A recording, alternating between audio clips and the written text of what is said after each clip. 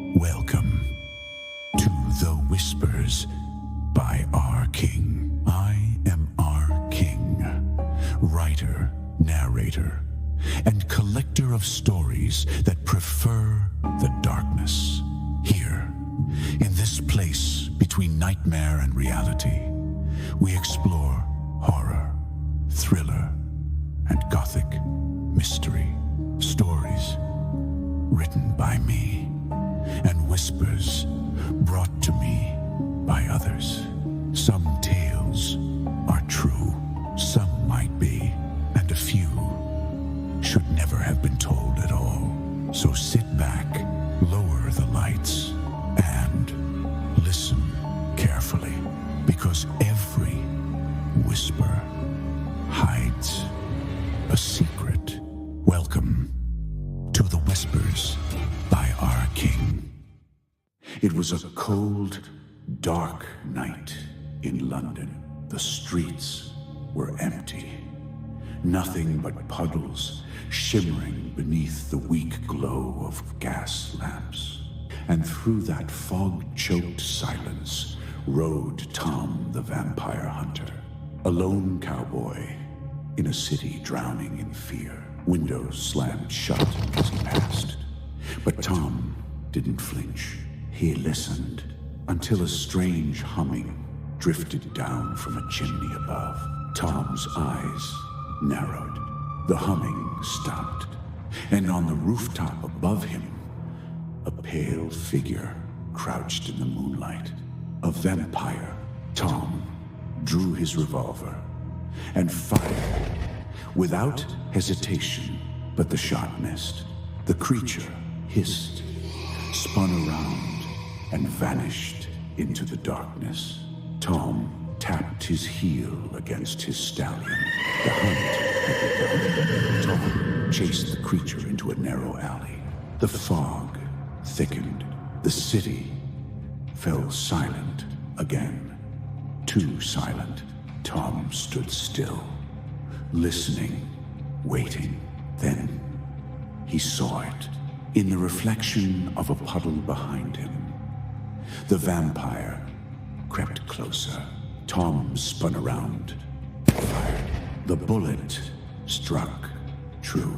The vampire collapsed into the shadows. Ohm hauled the creature's body over his horse. Even his loyal stallion shuddered beneath the weight. As Tom rode toward the police station, shutters creaked open. Fearful faces peered out.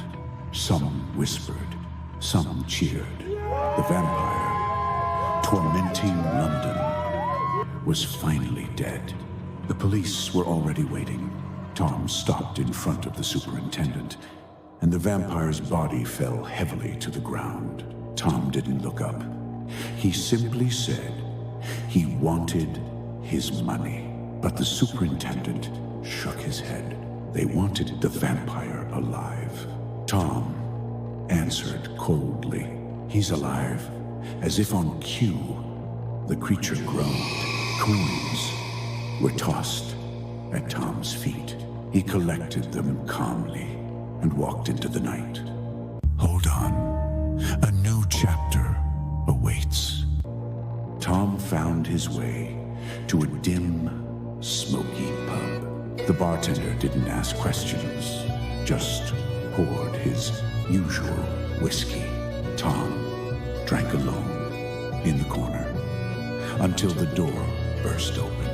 A woman rushed in, demanding to know if anyone had seen a cowboy dressed in black. Her eyes locked onto Tom's shadowed figure. She approached his table without hesitation. She had heard of his hunt, and she needed his help. Her brother, she said, was changing, behaving like something inhuman. They believed he had become a vampire. Tom didn't even lift his head when he answered. Vampires can't be cured, only killed. But she insisted. She begged him to try, and she offered a price he could not refuse. Her brother, she said, was hiding in the abandoned coal factory. Tom agreed at dawn he would return with her brother, or not at all. Hold on, a new chapter awaits. As dawn approached, the fog thickened again. Tom stepped outside, mounted his horse, and rode through the quiet streets. The city whispered of his deeds, but the hunt wasn't over. Another vampire waited, and Tom would face him before sunrise. The abandoned coal factory loomed over the horizon, tall and silent like a grave marker. Its broken windows stared outward like hollow eyes, and the wind moaned through the metal beams as Tom approached. The woman waited at the gate, pacing nervously. Beside her was a large steel cage covered by a cloth. When Tom reached her, she explained. She knew capturing a vampire wouldn't be easy. She hoped the cage would help. Tom didn't comment. He simply nodded and rode through the rusted gates, ready for the hunt. Inside the factory, it was colder than the night outside. The air was thick with dust, rot, and old smoke. Tom dismounted, loaded his rifle, and walked deeper into the darkness. Then he heard a sound from above, a soft dragging, like something heavy being pulled. He climbed the steel staircase slowly. At the top, the horror became clear. Bodies cut open and drained, hung from the railings by chains. Tom's grip tightened. He moved forward and saw a figure hunched beside a corpse, the woman's brother. For a moment, Tom aimed, but stopped. He was asked to bring the creature alive. Tom had an idea. He fired a shot into the ceiling, startling the vampire. The creature leapt down toward the ground floor to escape exactly where Tom wanted him. Below, Tom raced to the spot where a heavy net hung overhead. The creature's shadow approached. Tom fired at the rope. The net crashed down, trapping the vampire in a violent tangle of steel and rope. Tom called out, "Bring the cage." The doors burst open as the woman and the man with her rushed in, pushing the steel cage across the floor. Together, they forced the thrashing vampire inside. The moment they shut the door, silence returned. Tom lit a cigarette, climbed onto his horse, and disappeared into the fog while the woman took her brother home. Hold on. A new chapter awaits. The next morning, Tom was found sleeping against a hay bale by a police officer. He was told the superintendent needed him immediately. At the police station, the superintendent tossed a newspaper onto the desk. On the front page, the vampire Tom had captured had escaped, and 2 more people were dead, including a member of parliament. Tom wasn't surprised. Vampires were clever, fast, and nearly impossible to contain. Moments later, the woman entered the room. Her eyes were swollen from crying. She couldn't say a word. The superintendent made it clear. This vampire, her brother, had to be destroyed. There was no more talk of healing, only ending the killings. Tom accepted the job without hesitation. He asked where the vampire had been seen.